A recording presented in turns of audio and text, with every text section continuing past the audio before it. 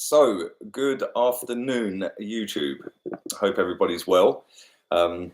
Nice sunny day in England today, that's for sure. And I'm sat indoors at the minute talking to you lot. So I'm going to keep this quite brief because I want to go out. But quite a bit to talk about actually is let's start off with Mustafi. Mustafi's linked with Roma, and he was linked with Roma earlier in the transfer window as well. So you know, he's not been put into the squad for the first two games. It doesn't appear that he's got an injury or anything like that. It's just that Emery doesn't fancy him, I don't think. And I think he is going to go. All the stories are going down the road of it will be this week that he will sign for Roma. Now, it's going to be a loan move, as I said yesterday, with an option, not an obligation, an option to buy him for around 18 to 20 million pounds. Some reports are saying that it's up to 23 million. I think that'll probably be if they buy him and it includes add-ons and stuff like that. But he is 100% gone at the end of this transfer window, which shuts for European clubs on the 2nd of September. So he will be gone. That's good news for Arsenal. It's good news for him because, let's be real, he just gets dog's abuse every week. So why would he want to stay? Similar to Iwobi. Iwobi was abused left, right and centre playing for Arsenal. So in a way, it's probably a good thing for both of us that he parts company with us. And listen, good luck to him over in Roma when he signs for them, because it is going to happen. Hopefully, they keep him at the end of the loan move, because if he comes back, oh, mate, we've got to go through it all over again. So hopefully he does really, really well when he goes out there. And obviously, he's got Aaron Ramsey out there, obviously an ex-teammate. He's not a million miles away from him. Roma to Turin, it's not that far really. It's a plane journey, so they can hook up and be buddies again. But let's move on to Lucas Torreira. And his agent has come out and said that he was close to a move to AC Milan, but Arsenal rejected it basically. It was all teed up. AC Milan wanted him. He was happy to stay or go. He wasn't forcing the move or anything like that. But AC Milan wanted him, and it did come quite close to the bidding process. They put in a few bids and stuff like that. In the end, Arsenal just said nah. And do you know what? I kind of like that, because at the end of the day, this club has had the reputation of being all about money, only wanting the money all the time. The owners have been bashed up for that. Oh, they only care about the money. Well, we could have made quite a considerable amount of profit if we had sold him. So listen, that's another step in the right direction. And I like the way the club's going at the moment. I know there's a few people that are asking me in the comments about Josh Kroenke's statement. He's done another interview with David Ornstein. I will be going through that. I'll do it on StreamYard. I'll get the website up and we'll go through every single thing that was asked to him from Ornstein and all of his replies. It's on arsenal.com, so I'll go through that later with you guys. 5 o'clock, stick the notifications on for that one. But like I said, I like the way the club's going at the moment. And it's like everything that's happening is good.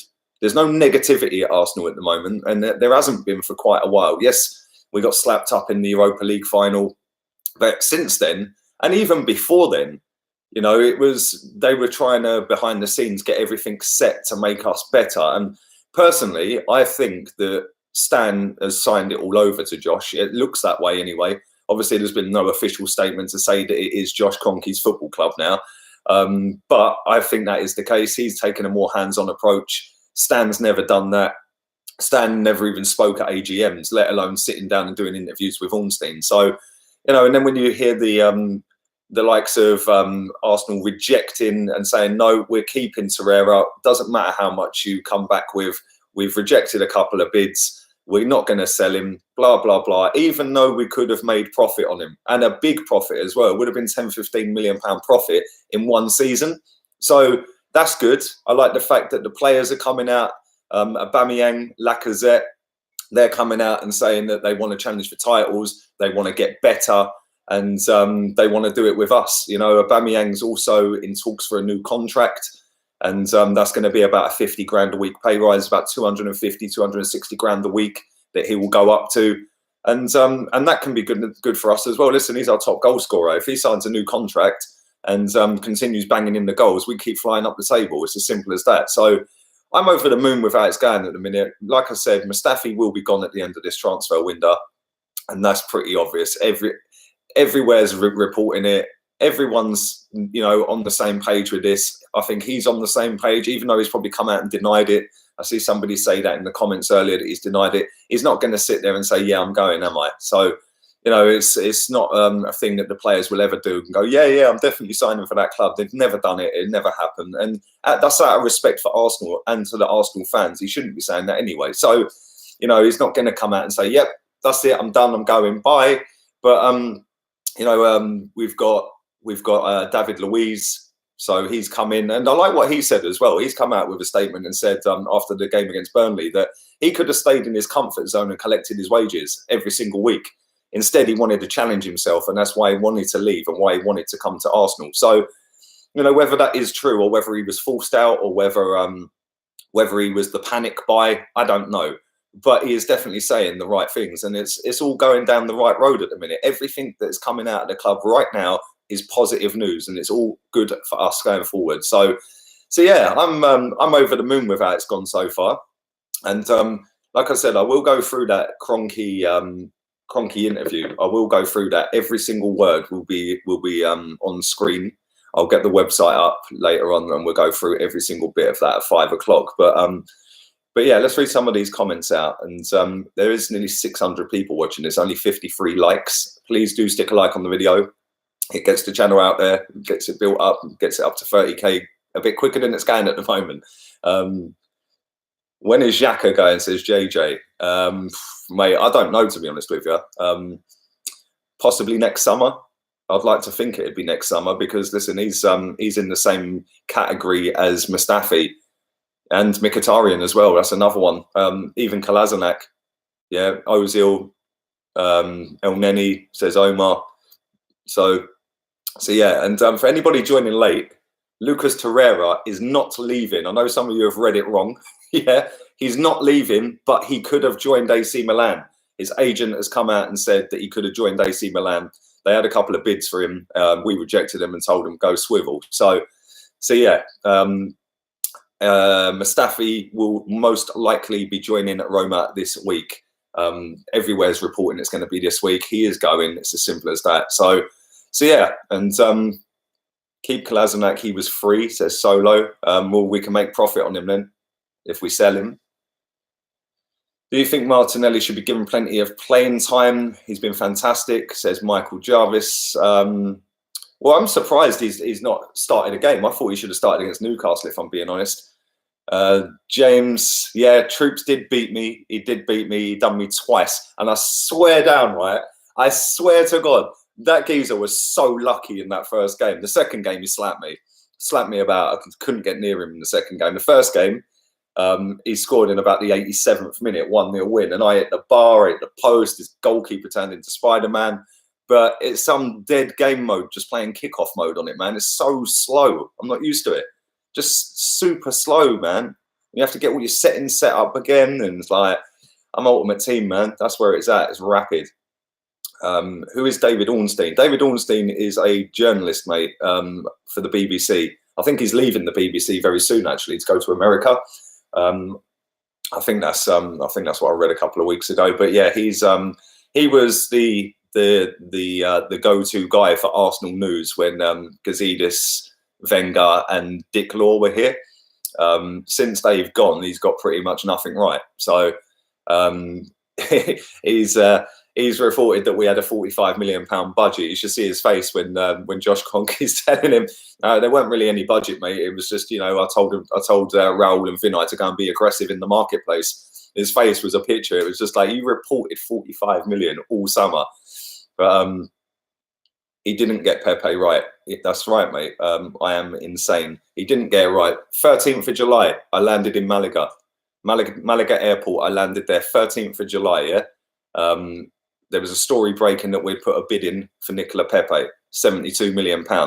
He came out, I think it was the very next day, or maybe even that day, I can't remember, and said Arsenal have not made any offers for Nicola Pepe, blah, blah, blah, blah, blah.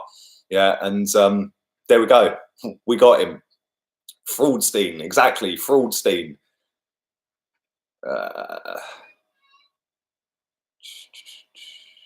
Next season, we will get rid of Mickey Ozil and Monreal, says Anthony. Throw Xhaka into that as well.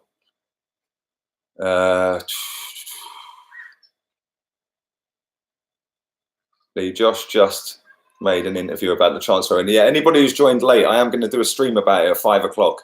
So turn the notifications on your phone as well as YouTube. Go to settings on your phone, go to YouTube, make sure notifications are on, otherwise you will not get them, even if you turn them on here. And there's 1,000 of you that have subscribed to this channel that have done that and not turned them on your phone. So yeah, couple more minutes of questions and comments and I'm going to get out of it. But at 5 o'clock, like I said, we'll go through the whole thing. It was quite a long interview. So yeah, I'll go through every single bit of it.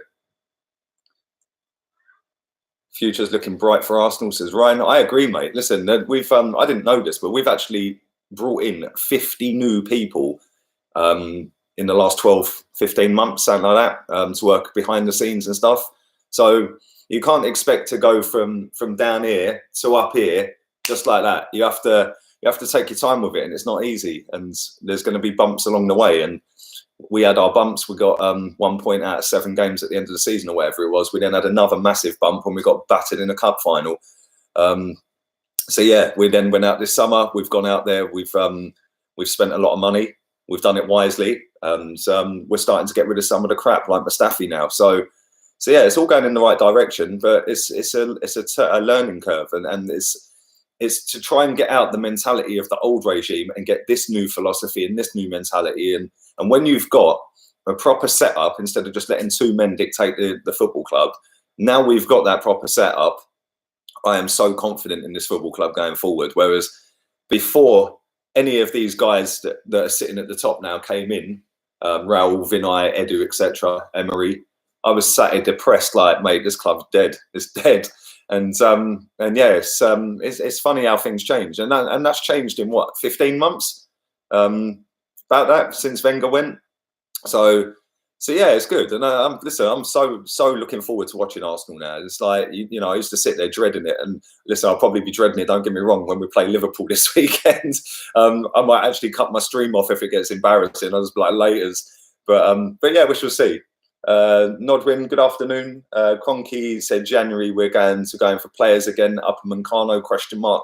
Well, that would be lovely. That would be lovely. One thing I'll say is that I actually believe what Josh Kroenke says. I do actually believe when he speaks. Yeah, and it takes a lot for me to believe anything that the club have said before. Do you know what I'm saying? They've always sat there and come out with garbage and then never followed it through. So when he sits there, and he's saying, we're going to go back in the market, we're going to do this, be excited again. You know, when he's saying stuff like that, and when he's saying, the one thing I'll say here, right, is when he said it wasn't the fans that forced us into buying players, 100% spot on as well. And some people have took that the wrong way, saying, well, you should be doing it for the fans. No. It was not the fans that got us to go and buy Pepe. It was not the fans that got us to go and buy Tierney. We were buying them anyway. You know, so I've said this before. All summer, a lot of people lost their shit. Yeah, I wasn't one of them, because I fully backed them to go and do what they've done. And they have done it. And I'm happy.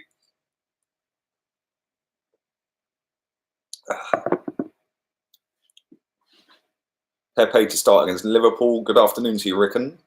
Not for me. Not for me, mate. I wouldn't start him against Liverpool. I don't think he's quite ready yet. I don't think he looked that. Listen, don't get me wrong. He looked sharp at the weekend, but I don't think he's starting material sharp yet. Maybe last 20 minutes when they tire a bit.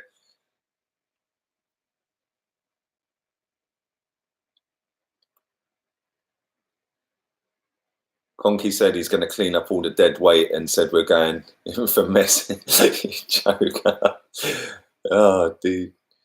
Anybody who added me on Xbox in the last 24 hours, I haven't been on it at all. So when I do go on it, I will add you all back. So I don't tend to go on it every single day.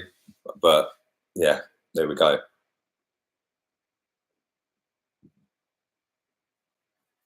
Best Anfield memory apart from '89, says Fletcher Haynes. That's a good question. I don't know. That's a good question, man. Robin van Persie's volley in the 92nd minute. That was to win the game as well. Done Pepe Reina front stick. Arshavin scoring 4, although that game ended up being a draw. It shouldn't have been. 2-0 when Pires scored. Like, that goal was a peach as well. Just picked it up and pinged it straight in the top corner. I remember that.